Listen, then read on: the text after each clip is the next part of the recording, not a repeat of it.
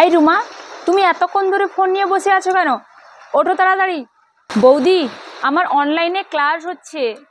Class হচ্ছে না ছাই, সারাদিন শুধু ফোন ঘাঁটা।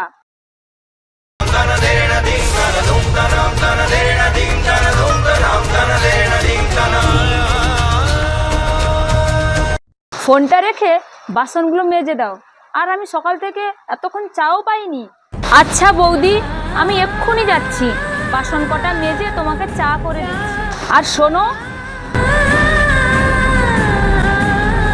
তোমার দাদা অফিস যাবে 9টার সময়, মনে আছে তো? হ্যাঁ বৌদি, মনে আছে। আর ফ্রিজে মাছ মাংস দুটোই আছে, দুটোই রান্না করবে, বুঝলে? দাঁড়িয়ে আছো কেন এরকম? যাও, সময় তো চলে যাচ্ছে। সময় তো আর তোমার জন্য দাঁড়িয়ে নেই।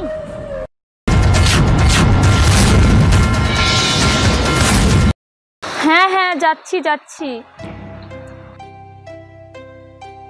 মা, তুমি কোথায় মা? আমার খুবই আজকে তোমার কথা মনে পড়ছে। তুমি থাকলে হয়তো আমাকে এরকম কষ্ট পেতে হতো না। আমার খুব কষ্ট হচ্ছে মা। যতই আপনজন হোক, বাবা মার উপরে কেউ না। কারণ যার বাবা মা নেই তার জীবন পুরো শূন্য।